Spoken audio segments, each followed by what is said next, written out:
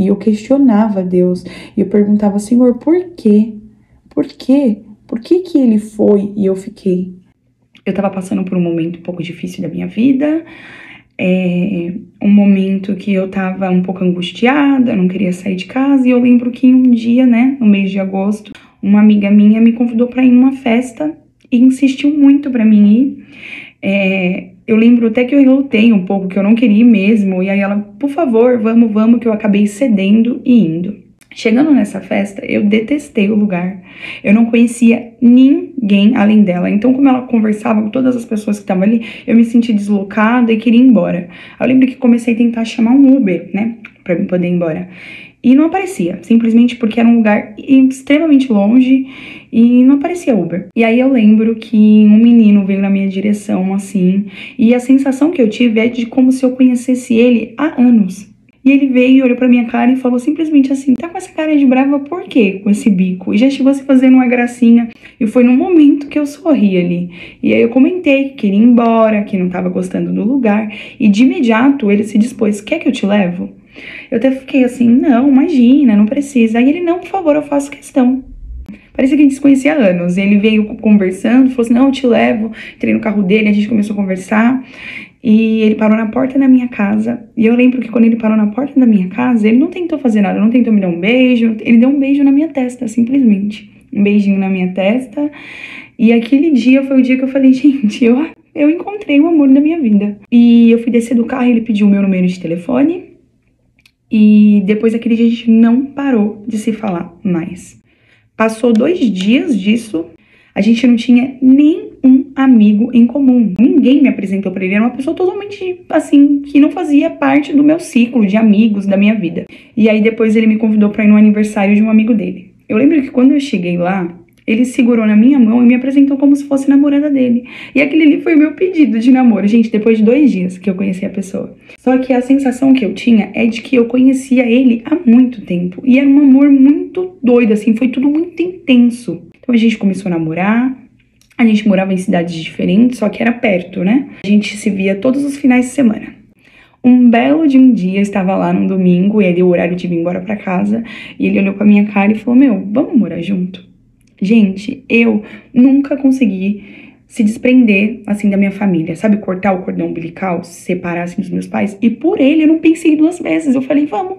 Conversei com a minha família e, assim, no outro dia eu tinha feito minhas malas e tinha ido morar com ele. O que acontece? Quando eu fui morar com ele, foi muito difícil. Porque quando a gente só realmente conhece uma pessoa, assim, de verdade, quando você convive todos os dias com ela. E eu vou falar que não foi fácil. Não, no começo não foi fácil. Eu pensei em desistir várias vezes pelo fato de sentir muita falta da minha família, por imaturidade e N coisas. Só que sempre que tinha alguma briga, alguma coisa, eu não conseguia desistir. Era um amor que era surreal. O amor que eu e ele tinham um pelo outro, gente, era um amor de outras vidas. Entendeu? Sabe o que é um amor de outras vidas? E eu entendo hoje o porquê que eu tive que ir para aquela festa naquele dia, naquele horário, porque eu precisava encontrar ele, o meu amor que era de outras vidas. Eu precisava estar naquele dia, naquele lugar lá para me encontrar ele novamente. E aí a gente foi morar juntos. Como eu disse, não foi fácil no começo. E eu comecei a sentir muita falta da minha família. Eu comentei com ele que eu tava triste, tá muito assim longe dos meus pais, dos meus irmãos. Ele falou assim, como a gente morava de aluguel, ele falou assim, vamos alugar então uma casa na sua cidade, se esse é o problema. E a gente se mudou para Ribeirão Pires. Foi assim, uma fase do meu relacionamento que eu tava muito feliz, porque eu tava perto dos meus pais e morando com a pessoa que eu amava. E assim, como eu disse que no começo foi difícil por falta de maturidade, a gente era muito novo, 23 anos, e homem, geralmente o homem ele é mais difícil de amadurecer do que a mulher. Tudo que me magoava e que me deixava triste, muito triste, ele tentava melhorar. O quanto ele mudou por mim e o quanto ele mudou pra me fazer feliz. Então, esse último ano do meu relacionamento era aquela, sabe aquela fase assim que você tá em nuvens, que a pessoa amadurece, que você está com planos, momentos, assim, que eu tenho que marca muito na minha memória sobre a nossa história era o fato que eu tava falando que eu tava desempregada e eu só estudava, né? Eu só estava na faculdade. E ele me buscava todos os dias na porta da faculdade. Eu ia de trem e ele me buscava, porque eu saía tarde, então a preocupação dele era eu ter que ir pra estação, pegar trem tarde. Então, todos os dias ele me buscava. E todo dia que eu abria a porta do carro, no banco do passageiro tinha alguma coisa pra mim comer, assim, que eu gostasse, algo assim diferente. E era engraçado porque ele era grande, forte, sabe? Tinha uma cara de bravo. E ele olhava pra mim e falava: olha o que eu trouxe de papá gotoso pra você. Isso marca muito pra mim, sabe? Essa lembrança. Depois que aconteceu tudo isso com a gente, eu pensei em desistir da faculdade. Porque é tão louco, gente. Porque eu pensava assim, como não faz nada mais faz sentido. Não faz mais sentido eu ir pra aula. Ele não vai estar lá pra me buscar quando eu sair. No dia 3 de junho, aniversário do meu pai desse ano, a gente se programou para comemorar o aniversário do meu pai num bar e restaurante que tem aqui próximo. E assim, à noite. E aí chegou a noite e nós fomos pro aniversário do meu pai. Foi eu e ele no nosso carro, e meu pai e minha mãe drasta no carro do meu pai. Ele era um pouco tímido. E nesse dia, ele ligou para todos os amigos dele de chamada de vídeo, fazendo brincadeira. Ele tirou foto com meu pai. Ele dançou comigo. E assim, eram coisas que não acostumava fazer normalmente, sabe? Então foi um dia assim muito, muito, muito especial. E bem na data do aniversário do meu pai. Quando acabou o aniversário do meu pai, a gente se despediu e entramos no nosso carro e a gente estava indo embora para casa.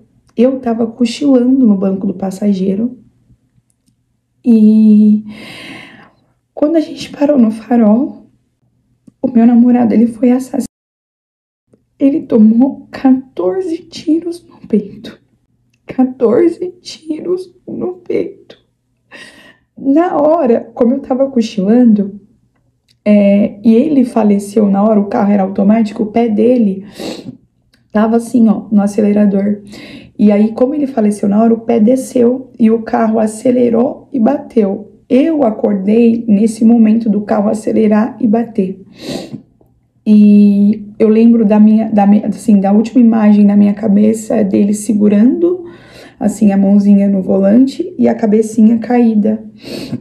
E eu gritava, B, era a forma que a gente se chamava, B, responde. E ele não respondia, porque ele já tinha falecido. Gente, depois desse momento, eu não lembro mais de nada. Uma pergunta que me tortura muito é as pessoas falarem por que ele morreu. Por que fizeram isso com ele? Gente, eu não sei.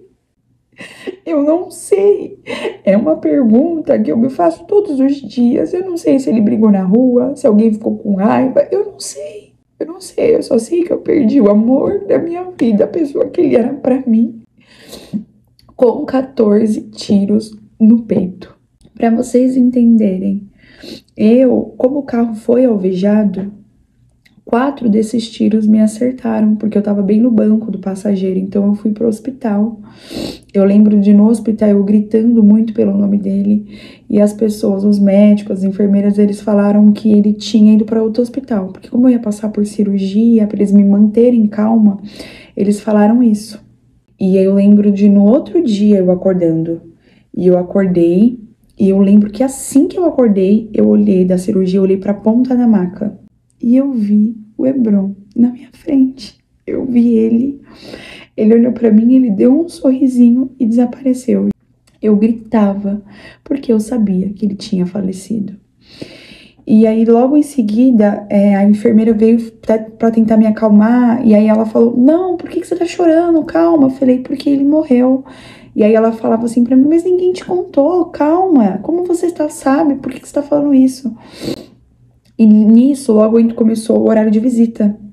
E aí a minha mãe drasta, ela entrou pela sala e ela entrou chorando na minha direção. E eu só olhei pra ela e falei, ele morreu, né? E ela só me abraçou e a gente chorou muito. Gente, naquele momento foi como se uma cratera tivesse aberto e eu caído dentro, assim. Tudo, nada mais fazia sentido pra mim, nada. A vida não fazia sentido. Aquele dia eu senti tanta revolta. Eu lembro que eu gritava naquele hospital e eu questionava Deus. E eu perguntava, Senhor, por quê? Por quê? Por que que ele foi e eu fiquei? Por que que não foi nós dois? É muito difícil, porque o luto, ele é feito de fases. É primeiro esse baque, você chora, você grita, você fica revoltado, você questiona Deus. E depois você começa, aos poucos, entender o porquê de tudo. Entender que a vida é feita de propósitos. Entender que Deus, ele escreve certo por linhas tortas e que ele é na nossa vida. Só que é um processo que é muito doloroso e que vai ser muito difícil. Eu fui baleada também e tive que ficar internada. Eu não pude se despedir do meu amor. Eu não pude estar lá no velório dele. Eu não pude dar aquele último adeus porque eu estava internada. E isso é algo que me machuca demais, que come minha alma por dentro. E assim, como eu não tive essa chance de se despedir dele ali no velório, ficou algo vago assim dentro de mim. Então eu sempre tinha, quando eu tive alta, que eu voltei para casa, eu tinha uma sensação que a qualquer momento ele fosse entrar pela porta, assim, sabe? Eu não tive essa chance de se despedir, essa chance do último adeus. E foi quando eu comecei a pesquisar, a ler muito sobre as cartas consoladoras, né? Sobre a psicografia. Eu conheci um centro espírita que tem aqui na minha cidade e eu fui até eles num dia de uma sessão de psicografia. E no dia que eu entrei pelaquela porta e eu pisei lá, um mês e alguns dias depois da morte do Hebron, quando eu pisei lá, eu tive a certeza que eu ia receber uma carta dele. Tinha mais de 200 pessoas no centro e tinha 5 médiums. E veio, se eu não me engano, 11 cartas nesse dia para muita pessoa. Só que, gente, eu tinha certeza que a minha ia vir. E quem tava lá sabe, porque eu tinha dentro de mim, eu sentia a presença dele. E para vocês entenderem, assim, é um meio de comunicação, assim, o telefone toca de lá para cá. Então, se o espírito da pessoa sentir a necessidade de se comunicar com você, ele vai mandar carta. Então, a gente tem que ter paciência, a gente tem que rezar muito, né, pelo nosso ente querido, para ele encontrar luz. E no momento certo, para quem acredita, ele vai mandar um recado. Ele vai. E, gente, aquele dia foi o único dia, depois de tanto sofrimento, que eu senti o meu coração quentinho, que eu senti um pouco de felicidade, que eu senti ele perto de mim depois de tudo isso, depois de tanta dor física, né? Porque eu fui baleada.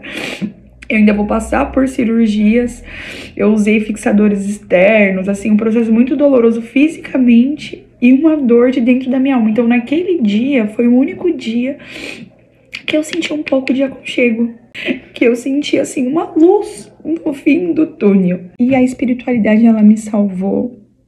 E ela me salva todos os dias, porque depois daquele dia, eu tive a plena certeza de que a coisa não acaba aqui. Que a vida continua e que eu tenho uma pessoa muito importante e muito especial me esperando do outro lado, e que ele não vive mais agora aqui do meu lado fisicamente, mas ele vive dentro de mim, e que o nosso amor, ele vai muito além do amor físico. Nosso amor é de outras vidas. Inclusive eu fiz uma tatuagem pra ele que tá escrito "See you on the other side", que é: eu te vejo do outro lado, eu te vejo do outro lado, meu amor.